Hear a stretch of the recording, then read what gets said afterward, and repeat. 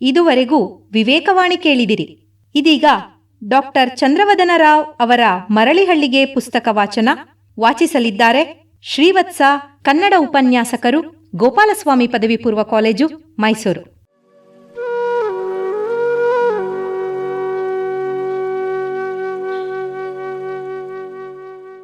ಹಳ್ಳಿಯ ಬಡ ಹುಡುಗ ಬಿಇ ಮಾಡಿದ.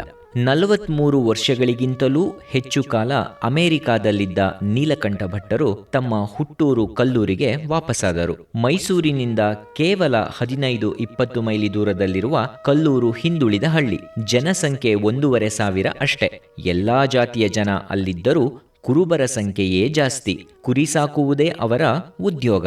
ಅವರಲ್ಲಿ ಕೆಲವರಿಗೆ 3-4 ಎಕರೆ ಹೊಲವಿದ್ದರೂ ರಾಗಿ ಜೋಳ ಬೆಳೆಯಲು ಅವರು ಮಳೆಯನ್ನೇ ಅವಲಂಬಿಸಬೇಕು. ಬೇರೆ ಜಾತಿಯವರ ಬದುಕು ಹಾಗೆಯೇ. ಹಳ್ಳಿಯಲ್ಲಿರುವ ಸಾರ್ವಜನಿಕ ಸಂಸ್ಥೆಗಳು ಎಂದರೆ ಕಿರಿಯ ಪ್ರಾಥಮಿಕ ಶಾಲೆ, ಪಂಚಾಯಿತಿ ಕಚೇರಿ. ನಗರಕ್ಕೆ ಹೋಗಿ ಬರಲು ಅವರು 2-3 ಕಿಲೋಮೀಟರ್ ದೂರ ನಡೆಯಬೇಕು. ಅಲ್ಲಿಗೆ ಪ್ರೈವೇಟ್ ಬಸ್ ಬರುತ್ತದೆ ಹೋಗುತ್ತದೆ. ಹಳ್ಳಿಯಲ್ಲಿರುವ ಇನ್ನೂ 2-3 ರಸ್ತೆಗಳಲ್ಲಿ ವಾಹನಗಳಿರಲಿ, ಜನ ಓಡಾಡುವುದೇ ಕಷ್ಟ. ಅಲ್ಲಲ್ಲಿ ಗುಂಡಿಗಳು, ರಸ್ತೆಗೂ ಚಾಚಿರುವ ಮನೆಗಳು, ಗುಡಿಸಲುಗಳು. ಹಾಗಾಗಿ ರಸ್ತೆಗಳು ಅಂಕುಡೊಂಕು. ರಸ್ತೆಗಳು ಅಗಲವಾಗಿಲ್ಲ, ನೇರವಾಗಿಯೂ ಇಲ್ಲ. ಕಲ್ಲೂರಿನಲ್ಲಿ ಇರುವುದು ಎರಡೇ: ಮಂಗಳೂರು ಹೆಂಚಿನ ಮನೆಗಳು. ಒಂದು ಸಾಹುಕಾರ ಶಿವಶಂಕರಪ್ಪನವರದು, ಇನ್ನೊಂದು ರಾಜಪ್ಪನವರದು. ಹಳ್ಳಿಯಲ್ಲಿ ಒಂದು ನೀಲಕಂಠೇಶ್ವರನ ದೇವಸ್ಥಾನವಿದೆ. ಅದು ಶಿಥಿಲಗೊಂಡಿದೆ. ಸುಣ್ಣ ಬಣ್ಣ ರಿಪೇರಿ ಕಂಡು 10 ವರ್ಷಗಳೇ ಆಗಿದೆ. ಅದರ ಪಕ್ಕದಲ್ಲಿ ಹನುಮಂತಪ್ಪನವರ ಕಿರಾಣಿ ಅಂಗಡಿ. ದೇವಸ್ಥಾನದ ಬಳಿ ಒಂದು ಸಿಹಿ ನೀರಿನ ಬಾವಿ ಇದೆ. ಕುಡಿಯಲು ಬೇಕಾದ ನೀರಿಗೆ ಎಲ್ಲರೂ ಅಲ್ಲಿಗೇ ಬರಬೇಕು. ಬೇರೆ ಕಡೆ ಇರುವ ಎಲ್ಲ ಬಾವಿಗಳಲ್ಲೂ ಸಿಗುವುದು ಉಪ್ಪು ನೀರು.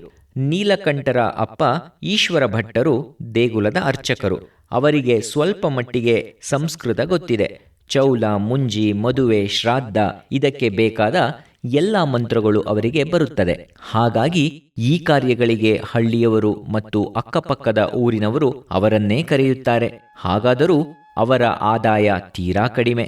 ದೇಗುಲದ ಪಕ್ಕದಲ್ಲಿರುವ ನಾಡಹೆಂಚಿನ ಮನೆಯಲ್ಲಿ ಅವರು ಪತ್ನಿ ನಾಗಮ್ಮ ಮತ್ತು 3 ಮಕ್ಕಳೊಂದಿಗೆ ಇದ್ದಾರೆ. ದುರದೃಷ್ಟ, ಅವರ 2 ಹೆಣ್ಣು ಮಕ್ಕಳು 3-4 ವರ್ಷ ಆಗುವುದರೊಳಗೇ ಸತ್ತು ಹೋದರು.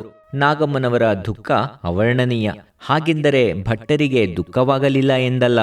ಭಟ್ಟರ ಮಕ್ಕಳಲ್ಲಿ ಈಗ ಉಳಿದವನು ನೀಲಕಂಠ.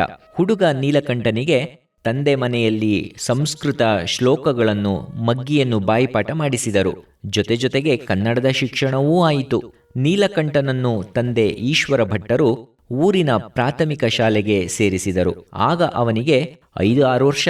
ಬಾಲಕ ನೀಲಕಂಠ ಶಾಲೆಯಲ್ಲಿ ಕಲಿತದ್ದಕ್ಕೂ ಹೆಚ್ಚು ಮನೆಯಲ್ಲೇ ತಾಯಿ ತಂದೆಯಿಂದ ಕಲಿತ. ಓದಿನಲ್ಲಿ ಚೂಟಿಯಾಗಿದ್ದ ನೀಲಕಂಠ ಯಾವಾಗಲೂ ಕ್ಲಾಸಿಗೆ ಫಸ್ಟ್. ಕನ್ನಡದ ಪದ್ಯಗಳನ್ನು ಉರುಹಚ್ಚಿ ರಾಗವಾಗಿ ಹೇಳುತ್ತಿದ್ದ. ಲೆಕ್ಕದಲ್ಲಿ ಯಾವಾಗಲೂ 100ಕ್ಕೆ 100.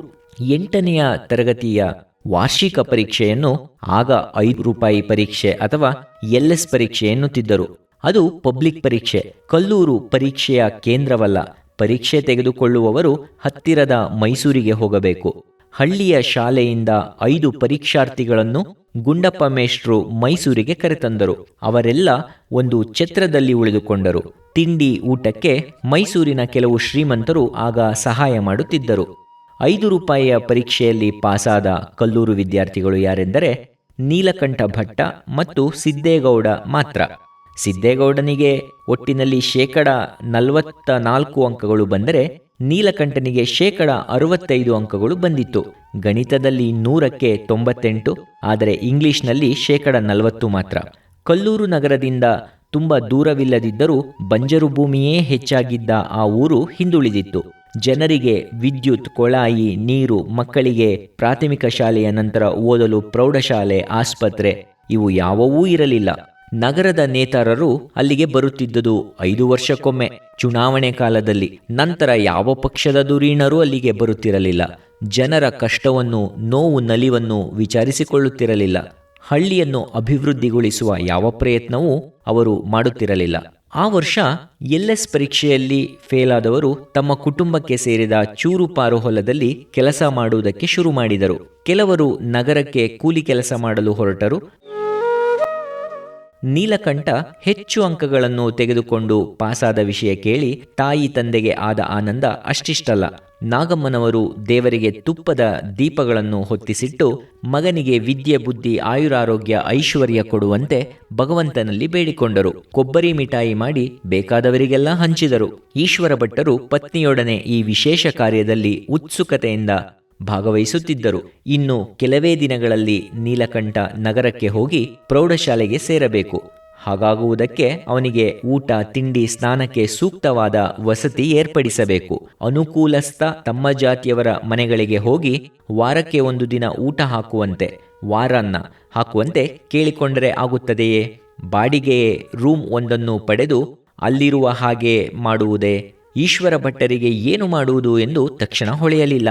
ಅವರು ತಮ್ಮ ಜಾತಿಯವರೇ ಆದ ಶಿವಶಂಕರಪ್ಪನವರ ಮನೆಗೆ ಹೋಗಿ ಅವರ ಸಲಹೆ ಕೇಳಿದರು.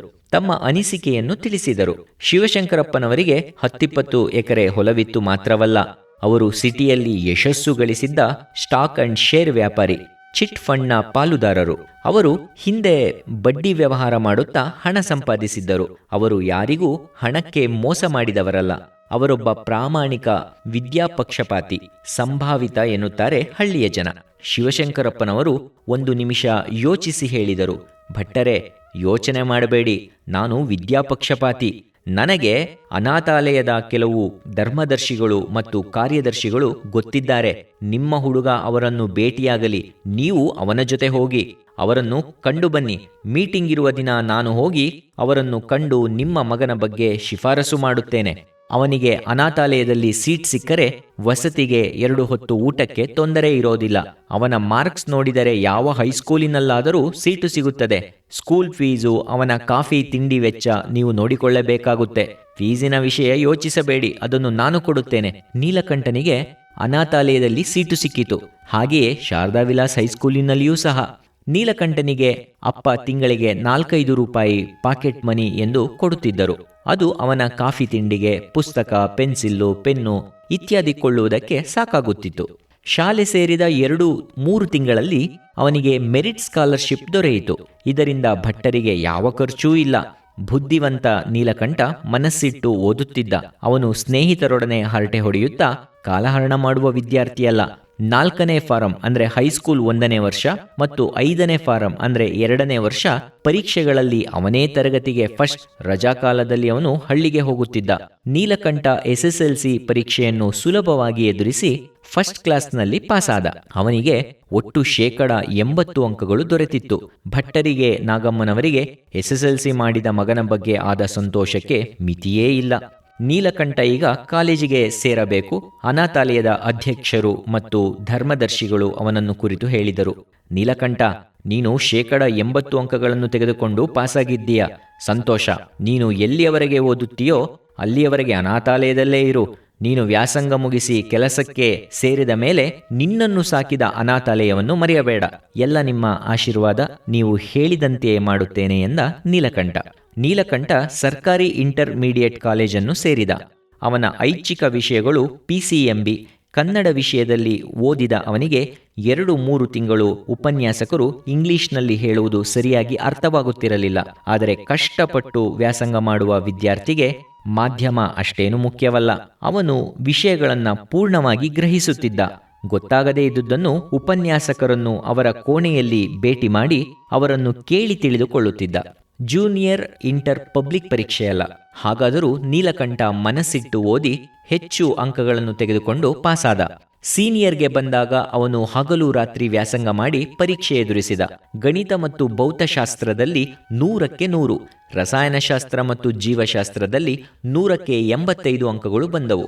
ಅವನು ಇಂಟರ್ಮೀಡಿಯೇಟ್ನಲ್ಲಿದ್ದಾಗ ಸಾಹುಕಾರ ಗಂಗಪ್ಪನವರ ಪ್ರಾಥಮಿಕ ಶಾಲೆಯಲ್ಲಿ ಓದುತ್ತಿದ್ದ ಮಕ್ಕಳಿಗೆ ಸಂಜೆ 6ರಿಂದ 7 ಗಂಟೆಯವರೆಗೆ ಪಾಠ ಹೇಳಿಕೊಡುತ್ತಿದ್ದ.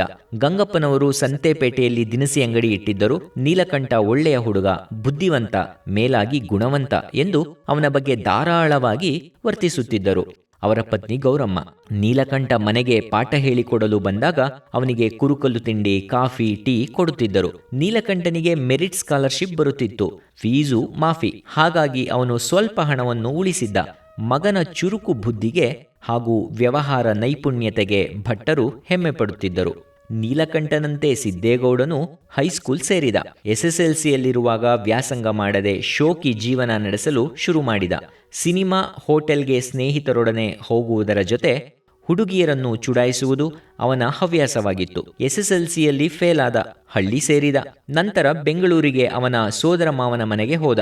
ಅವನಿಗೆ ನೀಲಕಂಠನ ಬಗ್ಗೆ ಒಂದು ಬಗೆಯ ಈರ್ಷೆ. ಒಂದೇ ಹಳ್ಳಿಯಲ್ಲಿ ಬಂದ ಯುವಕರಾದರೂ ಅವನು ನೀಲಕಂಠನ ಗೆಳೆಯನಾಗಲಿಲ್ಲ. ನೀಲಕಂಠನಿಗೆ ಮೊದಲಿನಿಂದಲೂ ಇಂಜಿನಿಯರ್ ಆಗಬೇಕೆಂಬ ಆಸೆ ಇತ್ತು. ಅವನು ಇಂಜಿನಿಯರಿಂಗ್ಗೆ ಸೇರಲು ಸೀಟ್ಗಾಗಿ ಅಪ್ಲಿಕೇಶನ್ ಕೊಟ್ಟ. ಆ ಕಾಲದಲ್ಲಿ CET ಪರೀಕ್ಷೆ ಇರಲಿಲ್ಲ. ಸರ್ಕಾರಿ ಸೀಟು, ಮ್ಯಾನೇಜ್ಮೆಂಟ್ ಸೀಟು ಅಷ್ಟೇ. ಒಟ್ಟಿನಲ್ಲಿ ನೀಲಕಂಠನಿಗೆ NIEಯಲ್ಲಿ ಸೀಟು ಸಿಕ್ಕಿತು. ಸೇರಲು ₹100 ಹಣ ಬೇಕು. ಅವನು ಕೂಡಿಟ್ಟಿದ್ದು ಈಶ್ವರ ಭಟ್ಟರಲ್ಲಿದ್ದ ಹಣ ಎರಡನ್ನೂ ಸೇರಿಸಿದರೂ ಬೇಕಾಗಿದ್ದಷ್ಟು ಹಣವಿಲ್ಲ. ತಾಯಿ ನಾಗಮ್ಮ ಹೇಳಿದರು, ನನ್ನಲ್ಲಿರುವ ಕರಿಮಣಿ ಚೈನನ್ನು ಮಾರಿ ನಾನು ತಾಳಿಯನ್ನು ದಾರದಲ್ಲಿ ಕಟ್ಟಿಕೊಳ್ಳುತ್ತೇನೆ. ನೀಲಕಂಠ ಹೇಳಿದ, ನಾನು ಇಂಜಿನಿಯರಿಂಗ್ ಕಾಲೇಜಿಗೆ ಸೇರಲು ನಿನ್ನ ಕೊರಳಲ್ಲಿರುವ ಚೈನ್ ಮಾರಬಾರದು. ಈಶ್ವರ ಭಟ್ಟರು ಅದನ್ನೇ ಹೇಳಿದರು. ನಮ್ಮ ಕಷ್ಟ ಸುಖಕ್ಕೆ ಶಿವಶಂಕರಪ್ಪ ಇದ್ದಾರೆ. ಈಗ ಅವರ ಬಳಿ ಸಾಲ ಎಂದು ಹಣ ಕೇಳೋಣ. ಭಟ್ಟರ ಈ ವಿಚಾರಕ್ಕೆ ಪತ್ನಿ ಮತ್ತು ಮಗ ಸರಿ ಎಂದರು. ಭಟ್ಟರು ಮಗನೊಡನೆ ಹೂವು, ಬಾಳೆಹಣ್ಣು, ಕೊಬ್ಬರಿ ಮಿಠಾಯಿಯನ್ನು ತೆಗೆದುಕೊಂಡು ಶಿವಶಂಕರಪ್ಪನವರ ಮನೆಗೆ ಬಂದರು. ದೂರದಿಂದಲೇ ಅವರನ್ನು ಕಂಡ ಶಿವಶಂಕರಪ್ಪ ಬಾಗಿಲ ಮುಂಭಾಗದಲ್ಲಿ ನಿಂತು ಭಟ್ಟರಿಗೆ ನಮಸ್ಕಾರ ಹೇಳಿ ಒಳಗೆ ಬಂದು ಕೂರುವಂತೆ ವಿಜ್ಞಾಪಿಸಿದರು. ನೀಲಕಂಠ ಫಸ್ಟ್ ಕ್ಲಾಸ್ನಲ್ಲಿ ಪಾಸಾಗಿದ್ದಾನೆ ಎಂದು ಆಗಲೇ ಗೊತ್ತಾಯಿತು. ನಾನೇ ಬಂದು ಅವನಿಗೆ ಶುಭಾಶಯ ಹೇಳೋಣ ಅಂತಿದ್ದೆ. ಇರಲಿ, ಏನು ಬಂದದ್ದು? ಭಟ್ಟರು ಪಕ್ಕದಲ್ಲಿ ಕುಳಿತಿದ್ದ ಮಗನ ಕಡೆ ನೋಡಿದ ಕೂಡಲೇ ನೀಲಕಂಠ ಎದ್ದು ಹೋಗಿ ಶಿವಶಂಕರಪ್ಪನವರ ಪಾದಕ್ಕೆ ಎರಗಿ ಹೇಳಿದ, ನಿಮ್ಮ ನಿರಂತರ ಆಶೀರ್ವಾದ, ಸಹಾಯ. ನಾನು ಇಂಟರ್ ಪರೀಕ್ಷೆಯಲ್ಲಿ ಹೆಚ್ಚು ಮಾರ್ಕ್ಸ್ ತೆಗೆದುಕೊಂಡು ಪಾಸಾಗಿದ್ದೇನೆ. ನನಗೆ ಇಂಜಿನಿಯರ್ ಆಗಬೇಕೆಂಬ ಆಸೆ. ಬೇಷ್, ಈ ಹಳ್ಳಿಯ ಮಕ್ಕಳ್ಯಾರೂ ಇಂಜಿನಿಯರ್ ಆಗಿಲ್ಲ. ನೀನು ಇಂಜಿನಿಯರ್ ಆದರೆ ನಿನಗೆ, ನಿನ್ನ ಅಪ್ಪ ಅಮ್ಮನಿಗೆ ಮಾತ್ರವಲ್ಲ, ನನಗೂ ಹೆಮ್ಮೆ. ನನಗೆ NIE ಕಾಲೇಜಿನಲ್ಲಿ ಸೀಟು ಸಿಕ್ಕಿದೆ. ಡಬಲ್ ಅಭಿನಂದನೆ. ಭಟ್ಟರು ಎದ್ದು, ಅವನು ಕಾಲೇಜಿಗೆ ಸೇರಲು ಸ್ವಲ್ಪ ಹಣ ಕಡಿಮೆ ಇದೆ. ತಾವು ಎಂದಿನಂತೆ ಸಹಾಯ ಮಾಡಿದರೆ ನಮಗೆ ತುಂಬ ಉಪಕಾರವಾಗುತ್ತದೆ ಎಂದರು. ನೀಲಕಂಠ ಸುಮ್ಮನೆ ನಿಂತಿರದೆ, ಸಾಲ ಎಂದು ಕೊಡಿ, ಬಡ್ಡಿ ಸಮೇತ ವಾಪಸ್ಸು ಕೊಡುತ್ತೇವೆ ಎಂದ. ಶಿವಶಂಕರಪ್ಪನವರಿಗೆ ಎಲ್ಲಿಲ್ಲದ ಕೋಪ ಬಂತು. ನನ್ನ ಬಳಿ ಬಂದು ನನ್ನನ್ನು ಸಾಲ ಕೊಡಿ, ಬಡ್ಡಿ ಕೊಡ್ತೀನಿ ಅನ್ನುವಷ್ಟು ನಿನಗೆ ಸೊಕ್ಕು ಇದೆ ಅಂತ ಗೊತ್ತಿರಲಿಲ್ಲ. ಹೊರಡು. ಬಡ್ಡಿಗೆ ಹಣ ಕೊಡುವವರು ಸಿಟಿಯಲ್ಲಿ ಬೇಕಾದಷ್ಟು ಜನರಿದ್ದಾರೆ. ಹಿಂದೆ ನಾನು ನಿನಗೆ ಸಹಾಯ ಮಾಡಿದ್ದು ಏಕೆ? ಅನಾಥಾಲಯಕ್ಕೆ ಸೇರಲು ನಿನ್ನಂಥ ಹುಡುಗರು 100 ಜನರಿದ್ದರು. ನಿನಗೆ ಒಂದು ಸೀಟ್ ಕೊಡಲೇಬೇಕು ಎಂದು ಪಟ್ಟು ಹಿಡಿಯದೇ ಇದ್ದರೆ ನಿನಗೆಲ್ಲಿ ಸೀಟು ಸಿಗುತ್ತಿತ್ತು? ನೀಲಕಂಠ, ಯಾರಿಗೂ ಪುಸ್ತಕ ಜ್ಞಾನ ಒಂದೇ ಸಾಲದು. ಸಮಾಜದಲ್ಲಿ ಯಾರೊಡನೆ ಹೇಗೆ ಮಾತನಾಡಬೇಕು, ಹೇಗೆ ನಡೆದುಕೊಳ್ಳಬೇಕು ಅನ್ನುವುದನ್ನು ಕಲಿಬೇಕು. ಅದು ಮುಖ್ಯ. ನೀಲಕಂಠನಿಗೆ ತನ್ನ ದುಡುಕು ಮಾತು ಮಾಡಿದ ಅನರ್ಥ ಅರಿವಾಗಿ ಅವನು ಗಟ್ಟಿಯಾಗಿ ಬಿಕ್ಕಳಿಸಿ ಅಳುತ್ತಾ ಶಿವಶಂಕರಪ್ಪನವರ ಪಾದಗಳನ್ನು ಹಿಡಿದು, ತಾವು ನನ್ನನ್ನು ಕ್ಷಮಿಸಿದ್ದೇನೆ ಎನ್ನುವ ತನಕ ನಾನು ನಿಮ್ಮ ಪಾದಗಳನ್ನು ಬಿಡುವುದಿಲ್ಲ ಎಂದು ಗೋಗರೆದ. ಶಿವಶಂಕರಪ್ಪ ಆಯಿತು ಎಂದರು.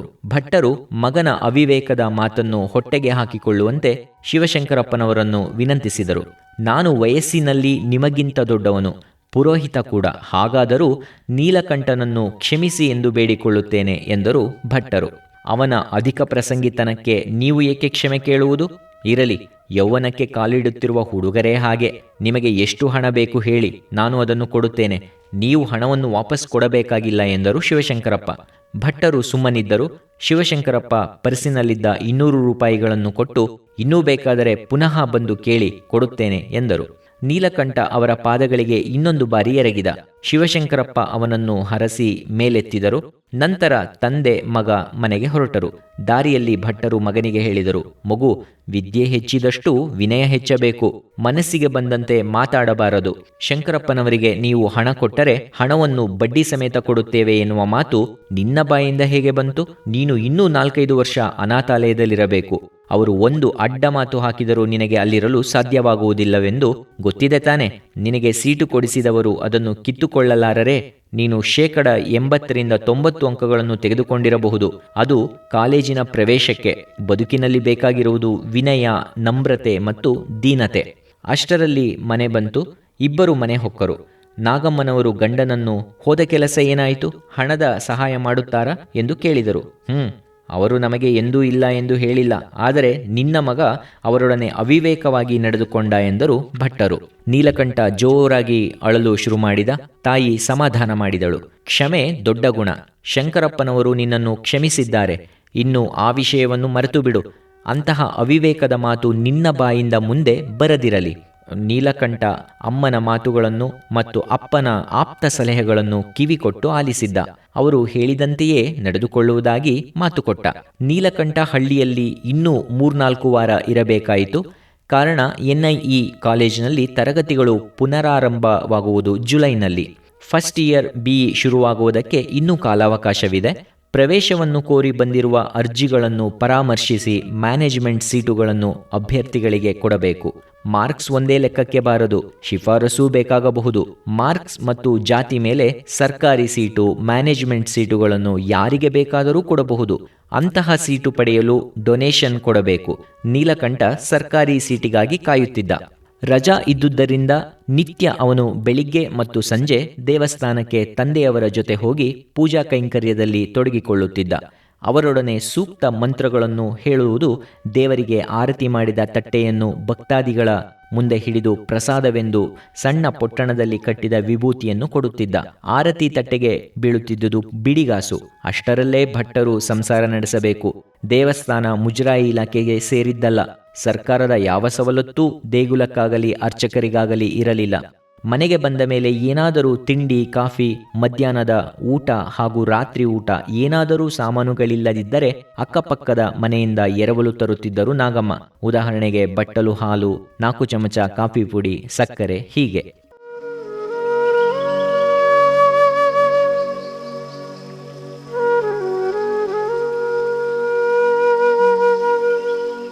ನೀಲಕಂಠನಿಗೆ ಎಲೆಕ್ಟ್ರಿಕಲ್ ಇಂಜಿನಿಯರಿಂಗ್ನಲ್ಲಿ ಸೀಟು ಸಿಕ್ಕಿತು. ಅವನಿಗೆ ಬೇಕಾಗಿದ್ದು ಅದೇ. ಕೊಡಬೇಕಾದ ಫೀಸು ಕಟ್ಟಿ ಅವನು ಕಾಲೇಜಿಗೆ ಸೇರಿದ. ಊಟ ವಸತಿ ಯಥಾಪ್ರಕಾರ ಅನಾಥಾಲಯದಲ್ಲಿ. ಅವನಿಗೆ ಫ್ರೀ ಶಿಪ್ ಸಿಕ್ಕಿತು. ಸ್ಕಾಲರ್ಶಿಪ್ ಇಲ್ಲ. ಅವನು ಮೇಲ್ಖರ್ಚಿಗೆ ಮನೆ ಪಾಠ ಮಾಡುವುದನ್ನು ಮುಂದುವರಿಸಿದ. ಗಂಗಪ್ಪನವರು ಅವನಿಗೆ ಈಗ ಮಕ್ಕಳಿಗೆ ಪಾಠ ಹೇಳಿಕೊಡಲು ಹೆಚ್ಚು ಹಣ ಕೊಡುತ್ತಾರೆ. ಮಿಕ್ಕದ್ದೆಲ್ಲ ಯಥಾಪ್ರಕಾರ. ರಜೆ ಇದ್ದಾಗ ಅವನು ಹಳ್ಳಿಗೆ ಹೋಗಿ ತಾಯಿ ತಂದೆಯವರ ಜೊತೆಯಲ್ಲಿದ್ದು ಬರುತ್ತಾನೆ. ಬುದ್ಧಿವಂತ ಮಗ ಬಂದರೆ ಸಾಕು, ನಾಗಮ್ಮನವರಿಗೆ ಎಲ್ಲಿಲ್ಲದ ಖುಷಿ. ಎಂತೋ ಹೇಗೋ ಅವನಿಗೆ ರುಚಿಯಾದ ಊಟ ತಿಂಡಿ ಅಮ್ಮನಿಂದ ಸಿಗುತ್ತದೆ. ಅಪ್ಪನ ಕೆಲಸಕ್ಕೆ ಅವನು ಈಗಲೂ ನೆರವಾಗುತ್ತಾನೆ. ಎಲ್ಲರೂ ಅವನನ್ನು ಸಭ್ಯ ಹುಡುಗ ಎನ್ನುತ್ತಾರೆ. 3 ವರ್ಷಗಳು ಕಳೆದವು. ಈಗ ಕಡೆಯ ವರ್ಷ, ಅಂತಿಮ ಪರೀಕ್ಷೆ. 2-3 ತಿಂಗಳಲ್ಲಿ ಕಾಲೇಜಿಗೆ ಏಕೆ, ಸ್ಟೇಟ್ಗೆ ಫಸ್ಟ್ ಬರಬೇಕು ಎಂದು ಹಗಲು ರಾತ್ರಿ ವ್ಯಾಸಂಗದಲ್ಲಿ ತೊಡಗಿಸಿಕೊಳ್ಳುತ್ತಿದ್ದ. ಬೇರೆ ಯಾವ ಹವ್ಯಾಸವೂ ಅವನಿಗೆ ಬೇಡ. ಒಂದು ದಿನ ಇದ್ದಕ್ಕಿದ್ದಂತೆ ಒಂದು ಹಳ್ಳಿಯಿಂದ ಒಂದು ಕೆಟ್ಟ ಸುದ್ದಿ ಬಂತು. ಸುದ್ದಿ ತಂದವನು ಭಟ್ಟರ ಮನೆಯ ಎದುರು ಸಾಲಿನ ಮನೆಯಲ್ಲಿದ್ದ ಮಹೇಶಪ್ಪ. ಅವನೊಬ್ಬ ರೈತ. 2 ಎಕರೆ ಹೊಲ ಅವನಿಗಿದೆ. ಆದರೂ ಸಂಸಾರ ಸಾಗಿಸಲು ಬೇರೆ ಕಡೆ ಕೆಲಸ ಮಾಡುತ್ತಾನೆ. ಮಹೇಶಪ್ಪ ಬಂದ ಕೂಡಲೇ ದುಃಖದ ಸ್ವರದಲ್ಲಿ ಹೇಳಿದ, ನೀಲಕಂಠಪ್ಪ, ನನಗೇನು ಹೇಳಬೇಕೆಂದು ತೋರುತ್ತಿಲ್ಲ. ಕೆಟ್ಟ ಸುದ್ದಿ. ನಿಮ್ಮಮ್ಮ ನಾಗಮ್ಮನವರು ತೀರಿಕೊಂಡರು. ನಿನ್ನನ್ನು ಕರೆದುಕೊಂಡು ಬಾ ಎಂದು ಭಟ್ಟರು ಹೇಳಿದರು.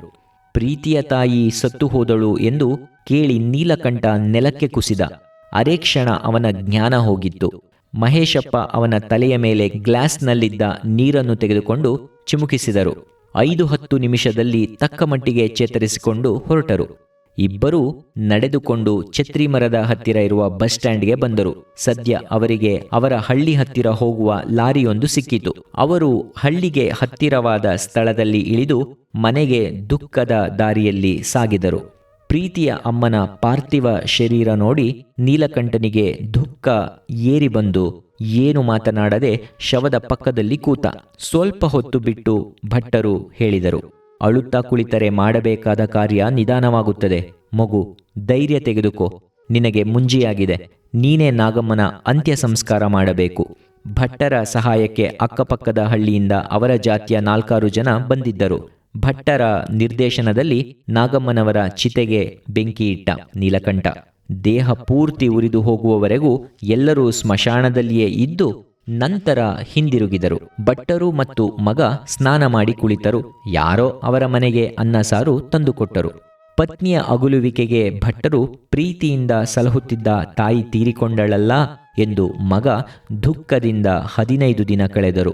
ಈ ಮಧ್ಯೆ ಅಂತ್ಯ ಸಂಸ್ಕಾರಕ್ಕೆ ಸಂಬಂಧಪಟ್ಟ ಎಲ್ಲ ಸಾಂಪ್ರದಾಯಿಕ ಕೆಲಸಗಳನ್ನು ಭಟ್ಟರು ಮಗನಿಂದ ಮಾಡಿಸಿದರು. 8-9 ವರ್ಷಗಳಿಂದ ಅನಾಥಾಲಯದಲ್ಲಿದ್ದ ನಾನು ಈಗ ನಿಜವಾಗಿಯೂ ಅನಾಥ. ಅಮ್ಮ ಇನ್ನೂ 10-20 ವರ್ಷ ಬದುಕಿರ್ತಾಳೆ. ಅವಳಿಗೆ ಐಹಿಕ ಸುಖ ಸಂತೋಷಕ್ಕೆ ಏನು ಬೇಕೋ ಅವೆಲ್ಲವನ್ನೂ ಕೊಡಿಸಬೇಕು. ಅವಳು ಕಷ್ಟಪಟ್ಟು ದುಡಿಯುವುದನ್ನು ನಿಲ್ಲಿಸಬೇಕು. ಅವಳಿಗೆ ಚಿನ್ನದ ಆಭರಣಗಳನ್ನು, ರೇಷ್ಮೆ ಸೀರೆಗಳನ್ನು ಕೊಡಿಸಬೇಕು ಎಂದು ಏನೇನೋ ಯೋಚಿಸಿದ್ದೆ. ಆದರೆ ಅದು ಕನಸಾಗಿಯೇ ಉಳಿಯಿತು ಎಂದುಕೊಂಡ ನೀಲಕಂಠ. ಸಿಟಿಗೆ ವಾಪಸ್ಸಾದ ನೀಲಕಂಠ ನಿಧಾನವಾಗಿ ವ್ಯಾಸಂಗದಲ್ಲಿ ತೊಡಗಿಸಿಕೊಂಡ. ಒಂದು ದಿನ ಸಂಜೆ ಜಗನ್ಮೋಹನ ಅರಮನೆ ಬಳಿ ಹೋಗುತ್ತಿದ್ದಾಗ ಒಂದು ಕಾರು ಅವನ ಬಳಿಯೇ ಬಂದು ನಿಂತಿತು. ಅದರಲ್ಲಿದ್ದ ಭೂಮಿ ಇಳಿದು ಅವನ ಪಕ್ಕಕ್ಕೆ ಬಂದಳು. ಭೂಮಿ ಶಿವಶಂಕರಪ್ಪನವರ ಮಗಳು. ನೀಲಕಂಠ ಹೈಸ್ಕೂಲ್ ಸೇರಿದಾಗ ಅವಳು ಹಾಸ್ಟೆಲ್ನಲ್ಲಿದ್ದುಕೊಂಡು BA ಓದುತ್ತಿದ್ದಳು. ನೀಲಕಂಠ ಅವಳನ್ನು ನೋಡಿ ಅಥವಾ ಮಾತನಾಡಿಸಿ ವರ್ಷಗಳೇ ಕಳೆದಿದ್ದವು.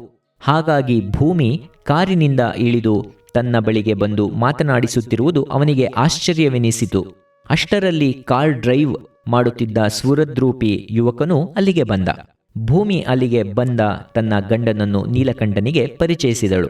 ಇವರು ನನ್ನ ಗಂಡ ಅವಿನಾಶ್ ಎಂದು ಹೆಸರು. ಅಮೆರಿಕಾದಲ್ಲಿ MS ಮಾಡಿ ಇಲ್ಲಿಗೆ ಬಂದು ಒಂದು MNCಯಲ್ಲಿ ದೊಡ್ಡ ಹುದ್ದೆಯಲ್ಲಿದ್ದಾರೆ. ನಾವು ಇರುವುದು ಬೆಂಗಳೂರಿನಲ್ಲಿ. ಅವಿನಾಶ್ ಇನ್ನೂ ಯೌವನಕ್ಕೆ ಕಾಲಿಡುತ್ತಿರುವವ. ಇವನ ಹೆಸರು ನೀಲಕಂಠ. ಹಳ್ಳಿಯಲ್ಲಿರುವ ಪುರೋಹಿತರಾಗಿರುವ ಈಶ್ವರ ಭಟ್ಟರ ಮಗ. BE ಓದುತ್ತಿದ್ದಾನೆ. ಸಂತೋಷ ನೀಲಕಂಠ. ಪರೀಕ್ಷೆ ಯಾವಾಗ ಕೇಳಿದರು ಅವಿನಾಶ್. ಮುಂದಿನ ತಿಂಗಳು ಸರ್. ನೀಲಕಂಠ ಬುದ್ಧಿವಂತ. ಫಸ್ಟ್ ರ್ಯಾಂಕ್ ಅಥವಾ ಸೆಕೆಂಡ್ ರ್ಯಾಂಕ್ ಖಂಡಿತ ಎಂದಳು ಭೂಮಿ. ಎಲ್ಲ ನಿಮ್ಮಗಳ ಆಶೀರ್ವಾದ ಸಹಾಯ ಎಂದ ನೀಲಕಂಠ ನಮ್ರ ಧ್ವನಿಯಲ್ಲಿ. ಮುಂದೆ ಏನು ಮಾಡಬೇಕೆಂದಿದ್ದೀರಾ ನೀಲಕಂಠ ಕೇಳಿದರು ಅವಿನಾಶ್. ನಾನು ಪ್ರಾಮಾಣಿಕನಾಗಿ ಮನಸ್ಸಿನಲ್ಲಿರುವುದನ್ನು ಹೇಳಿದರೆ ಅದು ತಿರುಕನ ಕನಸು ಎಂದು ನಿಮಗೆ ಅನ್ನಿಸಬಹುದು. ನಾನು ಇಂಜಿನಿಯರ್ ಆಗಬಹುದು ಎಂದು ಯಾರೂ ಅಂದುಕೊಂಡಿರಲಿಲ್ಲ. ಈಗ ಆಗುವವನಿದ್ದೇನೆ. BE ಆದ ನಂತರ ವಿದೇಶದಲ್ಲಿ MS ಮಾಡುವ ಅತ್ಯಾಸೆ ನನಗಿದೆ ಎಂದ ನೀಲಕಂಠ. Very good. ನಿಮ್ಮ ವಿದ್ಯಾದಾಹವನ್ನು ಕೇಳಿ ಸಂತೋಷವಾಯಿತು. You should have high ambitions and ambitions should reach the sky. ಪರೀಕ್ಷೆ ಆದ ಕೂಡಲೇ ನನ್ನನ್ನು ಬಂದು ನೋಡಿ, ನಿಮಗೆ ಗೈಡ್ ಮಾಡುತ್ತೇನೆ ಎಂದು ಹೇಳಿ ಅವಿನಾಶ್ ಪತ್ನಿಯೊಡನೆ ಕಾರು ಹತ್ತಿದರು.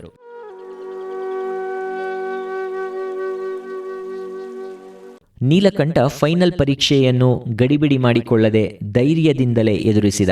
ಎಲ್ಲ ಪೇಪರ್ಗಳಲ್ಲೂ ಅವನು ತುಂಬಾ ಚೆನ್ನಾಗಿ ಉತ್ತರಿಸಿದ್ದ. ಅವನ ಊಹೆಗೂ ಬಾರದ ಯಾವ ಪ್ರಶ್ನೆಯೂ ಯಾವ ಪೇಪರ್ನಲ್ಲೂ ಬಂದಿರಲಿಲ್ಲ. ಎಲ್ಲವೂ ಅವನು ನಿರೀಕ್ಷಿಸಿದ್ದ ಪ್ರಶ್ನೆಗಳೇ. ಗ್ಯಾರಂಟಿ ಡಿಸ್ಟಿಂಕ್ಷನ್ನಲ್ಲಿ ಪಾಸಾಗುತ್ತೇನೆ ಎಂದು ಮನದಲ್ಲೇ ಹೇಳಿಕೊಳ್ಳುತ್ತಾ ನಗು ನಗುತ್ತಾ ಹಳ್ಳಿಗೆ ಹೊರಟ. ಅಪ್ಪನಿಗೆ ಮೊದಲು ಹೇಳಿದ್ದು ಭೂಮಿ ಮತ್ತು ಅವಳ ಯಜಮಾನರನ್ನು ಕಂಡದ್ದು, ಅವರ ಜೊತೆ ಮಾತನಾಡಿದ್ದು. ನಂತರ ಹೇಳಿದ, ಅಪ್ಪ, ನಾನು ಡಿಸ್ಟಿಂಕ್ಷನ್ನಲ್ಲಿ ಪಾಸಾಗುವುದು ಗ್ಯಾರಂಟಿ. ಭೇಷ್ ಮಗನೇ ಎಂದರು ಭಟ್ಟರು. ಆದರೆ ನನ್ನ ಕಲಿಯಬೇಕೆಂಬ ದಾಹ ಅಡಗಿಲ್ಲ. ಹಾಗಂದರೆ ಏನೋ ಸ್ವಲ್ಪ ಬಿಡಿಸಿ ಹೇಳೋ. ಅಪ್ಪ, ನನಗೆ ಬೆಟ್ಟದಷ್ಟು ಆಸೆಗಳಿವೆ. ವರದಕ್ಷಿಣೆ ತರುವ ಹೆಣ್ಣನ್ನು ಮದುವೆ ಆಗೋದಾ? ಥು, ಏನ್ ಹೇಳ್ತೀರಪ್ಪ. ಮದುವೆ ಆಗೋ ಹುಡುಗಿಯ ಅಪ್ಪನಿಂದ ದುಡ್ಡು ಕೇಳೋದೆ? ಈ ಜನ್ಮದಲ್ಲಿ ನಾನು ಅಂತ ಕೆಲಸ ಮಾಡಲ್ಲ. ಇನ್ನೇನು ಕೆಲಸ ಹುಡುಕೋದು ತಾನೆ. ನೀವು ಈಗ ಇರೋದು ಏಕಾಂಗಿಯಾಗಿ.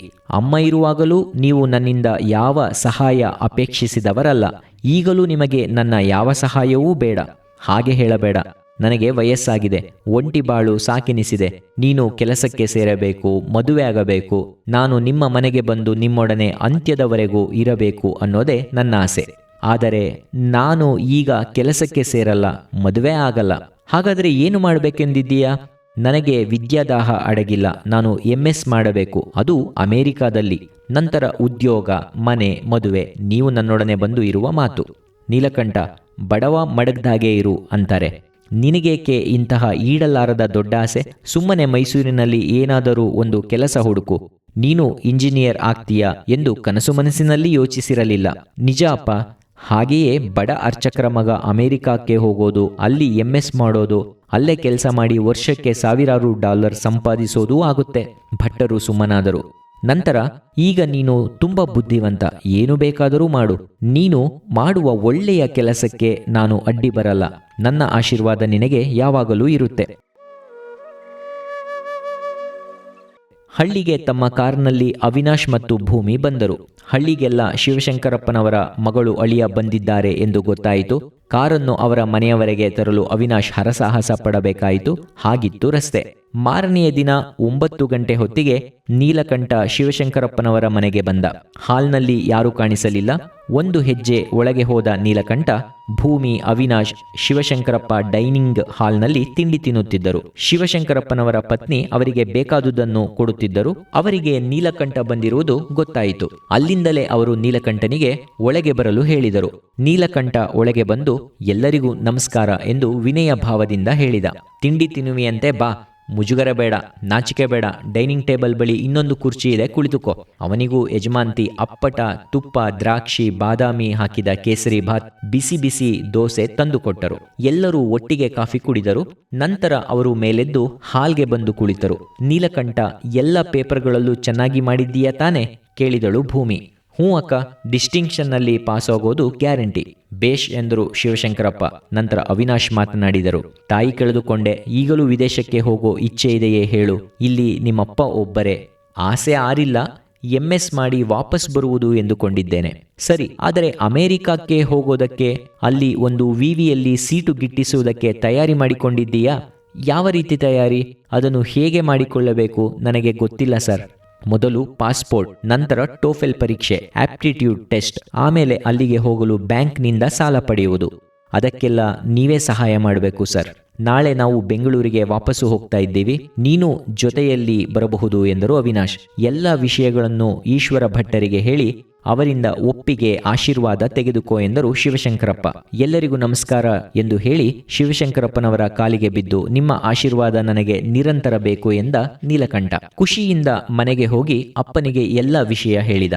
ಅಪ್ಪ, ನನಗಿರೋ 3 ಆಸೆಗಳೆಂದರೆ ಇಲ್ಲಿ BE ಮಾಡುವುದು, ನಂತರ ಅಲ್ಲಿ ಅಮೆರಿಕಾದ ಒಂದು ವಿವಿಯಲ್ಲಿ ಓದಿ MS ಮಾಡುವುದು, ನಂತರ 4-6 ವರ್ಷಗಳಿದ್ದು ಹಣ ಸಂಪಾದಿಸುವುದು, ನಿಮ್ಮನ್ನು ಅಲ್ಲಿಗೆ ಕರೆಸಿಕೊಳ್ಳುವುದು ಅಥವಾ ನಾನೇ ಅಲ್ಲಿಗೆ ವಾಪಸ್ಸಾಗುವುದು. ನನಗೆ ಅಮ್ಮನ ಮೇಲೆ ಎಷ್ಟು ಪ್ರೀತಿ ಇತ್ತು ಅಂತ ನಿಮಗೆ ಗೊತ್ತೇ ಇದೆ. ಮಗನಾಗಿ ಅವಳಿಗೆ ನಾನು ಯಾವ ತರಹದ ಸುಖ ಸಂತೋಷ ಕೊಡಲಿಲ್ಲ. ನಿಮಗಾದರೂ ಇಳಿ ವಯಸ್ಸಿನಲ್ಲಿ ಸಕಲ ಸೌಲಭ್ಯಗಳನ್ನು ಕೊಡಬೇಕೆಂಬುದೇ ನನ್ನ ಆಸೆ. ನಾನು ಬೆಂಗಳೂರಿಗೆ ಅವಿನಾಶ್ ಅವರ ಜೊತೆ ಅವರ ಕಾರಿನಲ್ಲಿ ಹೋಗ್ತಾ ಇದ್ದೇನೆ. ಭಟ್ಟರು ಎಲ್ಲವನ್ನು ಕೇಳಿ ಹೇಳಿದರು. ಮಗು, ನಾನು ನಿನಗೆ ಹೇಳುವುದು ಏನೂ ಇಲ್ಲ. ನೀನು ಜಾಣ, ನೀತಿವಂತ. ದೇವರ ಕೃಪೆ, ಶಿವಶಂಕರಪ್ಪನವರ ಮತ್ತು ಅವರ ಮನೆಯವರ ಸಹಾಯ, ಆಶೀರ್ವಾದ ನಿನಗೆ ಇದೆ. ಹಾಗೆಯೇ ನನ್ನದೂ ಕೂಡ. ನಾಳೆ ಬೆಂಗಳೂರಿಗೆ ಭೂಮಿ ಮತ್ತು ಅವಿನಾಶ್ ಅವರೊಡನೆ ಹೋಗ್ತಾ ಇದ್ದೀನಿ ಅಂತ ಹೇಳ್ತಾ ಇದ್ದೀಯಾ? ಹೋಗ್ಬಿಟ್ಟು ಬಾ, ಒಳ್ಳೆಯದಾಗಲಿ. ಮಾರನೆಯ ಬೆಳಿಗ್ಗೆ ತನ್ನ 4-6 ಬಟ್ಟೆಗಳು, ಸೋಪು, ಟೂತ್ ಬ್ರಷು, ಪೇಸ್ಟು ಇತ್ಯಾದಿ ತನ್ನ ಸಾಮಾನುಗಳೆಲ್ಲವನ್ನು ಬ್ಯಾಗಿಗೆ ಹಾಕಿಕೊಂಡು ನೀಲಕಂಠ ಬೆಳಗ್ಗೆ 6 ಗಂಟೆಗೆಲ್ಲ ಶಿವಶಂಕರಪ್ಪನವರ ಮನೆಗೆ ಬಂದ. ಶಿವಶಂಕರಪ್ಪನವರ ಪತ್ನಿ ಅವನಿಗೆ ಕಾಫಿ ತಂದು ಕೊಟ್ಟರು. ಅವಿನಾಶ್, ಭೂಮಿ ಡ್ರೆಸ್ ಮಾಡಿಕೊಂಡು ಬಂದರು. ನಿನಗೆ ಕಾಯಬೇಕಾಗಬಹುದು ಎಂದು ಯೋಚಿಸಿದ್ದೆ. ಹೇಳಿದ ಟೈಮ್ಗೆ ಸರಿಯಾಗಿ ಬಂದಿದೀಯಾ, ಗುಡ್ ಎಂದರು ಅವಿನಾಶ್. ಮೂವರು ಶಿವಶಂಕರಪ್ಪ ಮತ್ತು ಅವರ ಪತ್ನಿಯ ಪಾದ ಮುಟ್ಟಿ ನಮಸ್ಕಾರ ಮಾಡಿ ಕಾರು ಹತ್ತಿದರು. ಅವರು ಮೈಸೂರಿಗೆ ಬಂದಾಗ ಸುಮಾರು 8 ಗಂಟೆ. ಎಲ್ಲರೂ ರಾಜು ಹೋಟೆಲ್ನಲ್ಲಿ ತಿಂಡಿ ತಿಂದು ಬೆಂಗಳೂರಿನತ್ತ ಪ್ರಯಾಣ ಬೆಳೆಸಿದರು. ಅವರು ಬೆಂಗಳೂರಿನ ಮನೆಗೆ ಬಂದೊಡನೆ ಭೂಮಿ ನೀಲಕಂಠನಿಗೆ ಮನೆ ತೋರಿಸಿದರು. ಊರಿನ ಹೊಸ ಬಡಾವಣೆಯಲ್ಲಿ ಕಟ್ಟಿದ 2 ಅಂತಸ್ತಿನಲ್ಲಿರುವ ಮಹಡಿ ಮನೆ. ಸುತ್ತಲೂ ಖಾಲಿ ಜಾಗ, ಮುಂಭಾಗದಲ್ಲಿ ಹುಲ್ಲುಹಾಸು, ಹಿಂದುಗಡೆ ಕಿಚನ್ ಗಾರ್ಡನ್. ಭೂಮಿ ನೀಲಕಂಠನನ್ನು ಮಹಡಿಗೆ ಕರೆದುಕೊಂಡು ಹೋಗಿ ಅಲ್ಲಿ ಒಂದು ಕೊಠಡಿಯನ್ನು ತೋರಿಸಿ, ನೀನು ಇಲ್ಲಿರುವ ತನಕ ಇದು ನಿನ್ನ ರೂಮ್, ಅಟ್ಯಾಚ್ಡ್ ಬಾತ್ರೂಮ್. ಇದು ಒಳ್ಳೆಯ ಸುಸಜ್ಜಿತ ರೂಮ್. ಅಡುಗೆ ಮಾಡುವಾಕೆ ಕಾಫಿ ಮಾಡಿ ಎಲ್ಲರನ್ನೂ ಕರೆದಳು. ಮೂವರು ಡೈನಿಂಗ್ ಹಾಲ್ನಲ್ಲಿ ಕಾಫಿ ಕುಡಿದರು. ನಾನು ಆಫೀಸಿಗೆ ಹೋಗಿ 8ರಿಂದ 10 ದಿನಗಳಾಯಿತು. ಏನಾಗುತ್ತಿದೆ, ಏನು ಮಾಡಬೇಕು ಎಂದು ತಿಳಿದು ಸಂಜೆ 8ಕ್ಕೆ ಮನೆಗೆ ವಾಪಸ್ಸು ಬರ್ತೀನಿ. ಭೂಮಿ ನಿನ್ನನ್ನು ಸೂಪರ್ ಬಜಾರ್ಗೆ ಕರೆದುಕೊಂಡು ಹೋಗಿ ನಿನಗೆ ಬೇಕಾದುದೆಲ್ಲವನ್ನು ಕೊಡಿಸ್ತಾಳೆ. ಹಣದ ವಿಷಯ ಯೋಚನೆ ಮಾಡಬೇಡ, ನಂತರ ನೀನು ಮಾಡಬೇಕಾದುದನ್ನು ಹೇಳ್ತೀನಿ ಎಂದು ಅವಿನಾಶ್ ಕಾರು ಹತ್ತಿದರು. ಭೂಮಿ ನೀಲಕಂಠ ಇದ್ದ ರೂಮ್ಗೆ ಬಂದು ಅವನನ್ನು ಮಾತನಾಡಿಸುತ್ತಾ, ನಿನ್ನ ಬ್ಯಾಗ್ನಲ್ಲಿ ಏನೇನಿದೆ ನೋಡಬಹುದಾ? ಖಂಡಿತ, ಇರುವುದು ಕೇವಲ 4-6 ಬಟ್ಟೆಗಳು. ಭೂಮಿ ಅವನ್ನು ನೋಡಿದಳು. ಇಂಜಿನಿಯರ್ ಆಗುವಂತಹ ಹುಡುಗನಲ್ಲಿ ಇದ್ದದ್ದು ಅಂಡರ್ವೇರ್ ಬನಿಯನ್ ಬಿಟ್ಟು 2-3 ಶರ್ಟು 2 ಪೈಜಾಮ ಅಷ್ಟೇ. ನೀಲಕಂಠ, ಇದು ಬೆಂಗಳೂರು, ಕಲ್ಲೂರು ಅಲ್ಲ. ಜನ ಮೊದಲು ನಿನ್ನ ಬಟ್ಟೆ ಬರೆ ನೋಡ್ತಾರೆ. ನಾನು ನಿನಗೆ ಬೇಕಾದುದನ್ನು ಕೊಡಿಸ್ತೀನಿ. ನನಗೆ ಬೇರೆ ಕಾರಿದೆ, 11 ಗಂಟೆ ಹೊತ್ತಿಗೆ ರೆಡಿಯಾಗಿರು ಎಂದಳು ಭೂಮಿ. ಮಧ್ಯಾಹ್ನ 12 ಗಂಟೆ ಹೊತ್ತಿಗೆ ಅವರು ಮಹಾತ್ಮ ಗಾಂಧಿ ರಸ್ತೆಯಲ್ಲಿರುವ ಒಂದು ಸುಪ್ರಸಿದ್ಧ ರೆಡಿಮೇಡ್ ಬಟ್ಟೆ ಬರೆ ಮಾರುವ ಅಂಗಡಿಗೆ ಕಾರ್ನಲ್ಲಿ ಬಂದರು. ನೀಲಕಂಠನಿಗೆ 2 ಶರಾಯಿ, 3 ಶರ್ಟು, 1 ಕೋಟು, ಶೂಸು, ಕಾಲು ಚೀಲ ತೆಗೆಸಿಕೊಟ್ಟಳು. ನೀಲಕಂಠನಿಗೆ ಆಗುತ್ತಿದ್ದ ಮುಜುಗರಕ್ಕೆ ಮಿತಿಯಿಲ್ಲ. ರಾತ್ರಿ ಊಟ ಮಾಡುವಾಗ ಅವಿನಾಶ್ ಹೇಳಿದರು, ನೀಲಕಂಠ, ನಾಳೆ ಪಾಸ್ಪೋರ್ಟ್ಗೆ ಅಪ್ಲೈ ಮಾಡು. ಹಾಗೆಯೇ ಟೋಫೆಲ್ ಮತ್ತು ಆಪ್ಟಿಟ್ಯೂಡ್ ಟೆಸ್ಟ್ ಬಗ್ಗೆ ತಿಳಿದುಕೊಂಡು ಬಾ. ಭೂಮಿ ನಿನಗೆ ಸಹಾಯ ಮಾಡುತ್ತಾಳೆ. ನೀಲಕಂಠ, ನೀನು ಹಳ್ಳಿಗೆ ಹೋದರೆ ಇವೆಲ್ಲ ಮಾಡುವುದು ಕಷ್ಟವಾಗುತ್ತೆ. ಇವೆಲ್ಲವನ್ನು ಪೂರೈಸಿದ ನಂತರವೇ ನೀನು ಹಳ್ಳಿಗೆ ಹೋಗುವುದು ಎಂದಳು ಭೂಮಿ. BE ಫೈನಲ್ ಇಯರ್ ಫಲಿತಾಂಶ ಬಂತು. ನೀಲಕಂಠ ಡಿಸ್ಟಿಂಕ್ಷನ್ನಲ್ಲಿ ಪಾಸ್ ಆಗಿದ್ದ. ಅಷ್ಟೇ ಅಲ್ಲ, ಸ್ಟೇಟ್ಗೆ 2nd ರ್ಯಾಂಕ್. ಎಲ್ಲರಿಗೂ ಖುಷಿ. ಭಟ್ಟರಿಗೆ ವಿಷಯ ತಿಳಿದು ಸಂತೋಷವಾಯಿತು. ಪಾಸ್ಪೋರ್ಟ್ಗೆ ಅವನು ಪರ್ಸನಲ್ ಇಂಟರ್ವ್ಯೂಗೆ ಹೋಗಬೇಕಾಗಿತ್ತು. ಅವಿನಾಶ್ ಮತ್ತು ಭೂಮಿಯ ಸಹಾಯದಿಂದ ಅದು 1 ತಿಂಗಳಲ್ಲಿ ಸಿಕ್ಕಿತು. ಇನ್ನು ಟೋಫೆಲ್ ಪರೀಕ್ಷೆ, ನಂತರ ಅಮೆರಿಕಾದ ಕೆಲವು ವಿವಿಗೆ ಅರ್ಜಿ ಹಾಕಬೇಕು. ಅವನು ಅವಿನಾಶ್ ಅವರ ಸಹಾಯದಿಂದ ಮುಗಿಸಿದ. ಅವನಿಗೆ ಆರಿಜೋನಾ ಸ್ಟೇಟ್ ಯೂನಿವರ್ಸಿಟಿಯಲ್ಲಿ ಸೀಟು ಸಿಕ್ಕಿತು. ಸ್ಕಾಲರ್ಶಿಪ್ ಅಥವಾ ಅಸಿಸ್ಟೆಂಟ್ ಶಿಪ್ ಕಾಲೇಜು ಸೇರಿ 6 ತಿಂಗಳು ಕಾಯಬೇಕು. ಅಲ್ಲಿಯವರೆಗೆ ಅವನ ಖರ್ಚು. ಕಾಲೇಜು ಶುರುವಾಗುವುದು 3 ತಿಂಗಳ ನಂತರ. ಪುನಃ ಅವಿನಾಶ್ ಅವನ ನೆರವಿಗೆ ಬಂದರು. ಒಂದು ಬ್ಯಾಂಕ್ನಲ್ಲಿ ಅವನಿಗೆ ಸಾಲ ಕೊಡಿಸಿದರು. ಅವನು MS ಮುಗಿಸಿ ಕೆಲಸಕ್ಕೆ ಸೇರಿದ ಮೇಲೆ ಬಡ್ಡಿ ಸಮೇತ ಹಣ ಹಿಂತಿರುಗಿಸಬೇಕು. ಅದಕ್ಕೆ ಅವನ ಪರ ಶ್ಯೂರಿಟಿಯಾಗಿ ಅವಿನಾಶ್ ನಿಂತರು. ನೀಲಕಂಠ ಹಳ್ಳಿಗೆ ಬಂದ. 7-8 ತಿಂಗಳಿಂದ ಅವನ ಮುಖವನ್ನೇ ನೋಡದೆ ಇದ್ದ ಈಶ್ವರ ಭಟ್ಟರು ಮಗ ಬಂದದ್ದು ಸಂತೋಷವಾಯಿತು. ಅಂತೆಯೇ ನೀಲಕಂಠನಿಗೂ. ನೀಲಕಂಠ ಎಲ್ಲ ವಿಷಯಗಳನ್ನು ತಂದೆಗೆ ತಿಳಿಸಿದ. ಯಾವ ಜನ್ಮದ ಪುಣ್ಯವೋ, ನನಗೆ ಭೂಮಿ ಮತ್ತು ಶಿವಶಂಕರಪ್ಪ ವಿವರಿಸಲಾಗದಷ್ಟು ಸಹಾಯ ಮಾಡುತ್ತಾ ಬಂದಿದ್ದಾರೆ. ಇನ್ನು 3-4 ತಿಂಗಳಲ್ಲಿ ನಾನು ಅಮೆರಿಕಾದ ಒಂದು ರಾಜ್ಯ ಆರಿಜೋನಾಕ್ಕೆ ಹೋಗುತ್ತೇನೆ. ಅದರ ರಾಜಧಾನಿ ಫೀನಿಕ್ಸ್. ಆರಿಜೋನಾ ಸ್ಟೇಟ್ ಯೂನಿವರ್ಸಿಟಿಯಲ್ಲಿ ನನಗೆ MS ಮಾಡಲು ಸೀಟ್ ಸಿಕ್ಕಿದೆ. ನನ್ನ ಫಸ್ಟ್ ಟರ್ಮ್ ಮಾರ್ಕ್ಸ್ ನೋಡಿ ನನಗೆ ಅಸಿಸ್ಟೆಂಟ್ಶಿಪ್ ಸ್ಕಾಲರ್ಶಿಪ್ ಕೊಡುತ್ತಾರೆ. ಅಲ್ಲಿಯವರೆಗೆ ಖರ್ಚಿಗೆ ಬ್ಯಾಂಕ್ ಸಾಲ ಮಂಜೂರು ಮಾಡಿದೆ. ನಾನು ಇಲ್ಲಿ 2 ವಾರವಿದ್ದು ಪುನಃ ಬೆಂಗಳೂರಿಗೆ ಹೋಗುತ್ತೇನೆ. ಹಳ್ಳಿಯಲ್ಲಿ ಇರುವಷ್ಟು ದಿನವೂ ನೀಲಕಂಠ ತಂದೆಗೆ ಪೂಜೆಗೆ ಅಡುಗೆ ಮಾಡಿಕೊಡುವುದಕ್ಕೆ ಸಹಾಯ ಮಾಡುತ್ತಿದ್ದ. ನೀಲಕಂಠ ಮೈಸೂರಿಗೆ ಬಂದ. ಅಲ್ಲಿ ಒಬ್ಬ ಎಲೆಕ್ಟ್ರಿಕಲ್ ಕಾಂಟ್ರಾಕ್ಟರ್ ಬಳಿ ತಾತ್ಕಾಲಿಕ ಕೆಲಸಕ್ಕೆ ಸೇರಿದ. ಅವರು ಅವನಿಗೆ ವಾರಕ್ಕೆ 100 ರೂಪಾಯಿ ಕೊಡುತ್ತೇನೆ ಎಂದರು. ಅವನ ವಸತಿಗೆ ಮಾಲೀಕರು ಏರ್ಪಾಡು ಮಾಡಿದರು. 2 ತಿಂಗಳಲ್ಲಿ ಅವನು ಸುಮಾರು 500 ಸಂಪಾದಿಸಿದ. ವಿಷಯ ತಿಳಿದು ಗಂಗಪ್ಪನವರು ಅವನಿಗೆ 1,000 ರೂಪಾಯಿ ಕೊಟ್ಟು, ಭೇಷ್ ನೀಲಕಂಠ, ಅರ್ಚಕರ ಮಗನಾಗಿ ಇಷ್ಟೆಲ್ಲ ಸಾಧಿಸಿದ್ದೀಯಾ, ಅಮೆರಿಕಕ್ಕೆ ಹೋಗ್ತಾ ಇದ್ದೀಯಾ ಎಂದು ಕೇಳಿ ಸಂತೋಷವಾಯಿತು ಎಂದರು. ಅವರ ಪತ್ನಿಯು ನೀಲಕಂಠನನ್ನು ಹರಸಿದರು. ನೀಲಕಂಠ ಅನಾಥಾಲಯಕ್ಕೆ ಹೋಗಿ ಅದರ ಅಧ್ಯಕ್ಷರು ಮತ್ತು ಕಾರ್ಯದರ್ಶಿಗಳನ್ನು ಕಂಡು ಮಾತನಾಡಿಸಿ, ಅನಾಥಾಲಯದ ವಿದ್ಯಾರ್ಥಿಯೊಬ್ಬ ಅಮೆರಿಕಕ್ಕೆ ಹೋಗುತ್ತಿದ್ದಾನೆ ಎಂದು ಇಲ್ಲಿ ಸದ್ಯದಲ್ಲಿರುವ ಎಲ್ಲರಿಗೂ ಗೊತ್ತಾಗಬೇಕು ಎಂದು ಆ ದಿನ ಸಂಜೆ ಎಲ್ಲ ವಿದ್ಯಾರ್ಥಿಗಳು ಸೇರಬೇಕೆಂದು ತಿಳಿಸಿದರು. ಎಲ್ಲರಿಗೂ ಬಿಸ್ಕತ್ತು, ಕಾಫಿ ಆದ ನಂತರ ಸಮಾರಂಭ. ಸಭೆಯಲ್ಲಿ ಅಧ್ಯಕ್ಷರು ಮನಬಿಚ್ಚಿ ನೀಲಕಂಠನನ್ನು ಹೊಗಳಿದರು. ಅಲ್ಲಿದ್ದ ವಿದ್ಯಾರ್ಥಿಗಳು ಮತ್ತು ಅನಾಥಾಲಯದಿಂದ ಕಾರ್ಯಕಾರಿ ಸಮಿತಿ ನೀಡಿದ್ದ ಹಣ ಸೇರಿ ಸುಮಾರು 2,000 ರೂಪಾಯಿಗಳನ್ನು ಅಧ್ಯಕ್ಷರು ನೀಲಕಂಠನಿಗೆ ಕೊಟ್ಟು ಹರಸಿದರು. ಕಾರ್ಯದರ್ಶಿಗಳು ಮತ್ತು ಧರ್ಮದರ್ಶಿಗಳು ಮಾತನಾಡಿದರು. ಅನಾಥಾಲಯ ನನ್ನನ್ನು 9-10 ವರ್ಷ ಸಾಕಿದೆ. ಅದಕ್ಕೆ ನಾನು ಅಧ್ಯಕ್ಷರಿಗೆ, ಕಾರ್ಯದರ್ಶಿಯವರಿಗೆ, ಧರ್ಮದರ್ಶಿಗಳಿಗೆ ಚಿರಋಣಿ ಎಂದು ಹೇಳುತ್ತಾ ಅವರ ಕಾಲಿಗೆ ಬಿದ್ದ ನೀಲಕಂಠ. ಅವನ ಕಣ್ಣುಗಳಲ್ಲಿ ನೀರು ತುಂಬಿ ಬಂದಿತ್ತು. ಇನ್ನು ಏನನ್ನೂ ಹೇಳಲಾರದೆ ಅವನು ಕುಳಿತುಕೊಂಡ. ಸಭೆ ಮುಗಿದಾದ ಮೇಲೆ ತನಗೆ ಗೊತ್ತಿದ್ದ ಇನ್ನೂ ಓದುತ್ತಿರುವ ವಿದ್ಯಾರ್ಥಿಗಳನ್ನು ಕಂಡು ಮಾತನಾಡಿಸಿ, ಏಕಾಗ್ರತೆಯಿಂದ ವ್ಯಾಸಂಗ ಮಾಡಿ ಒಂದು ಮಹತ್ತರವಾದ ಗುರಿ ಇಟ್ಟುಕೊಂಡು ಅದನ್ನು ಮುಟ್ಟುವವರೆಗೂ ನಿರಂತರ ಪ್ರಯತ್ನ ಮಾಡಿ. ಇದು ನಾನು ಗೆಳೆಯನಾಗಿ ಹೇಳುವ ಮಾತು. ಇದನ್ನು ಉಪದೇಶ ಎಂದು ಅರ್ಥೈಸಬೇಡಿ ಎಂದ. ಎಲ್ಲರೂ ನೀಲಕಂಠನಿಗೆ ಜೈ ಎಂದರು.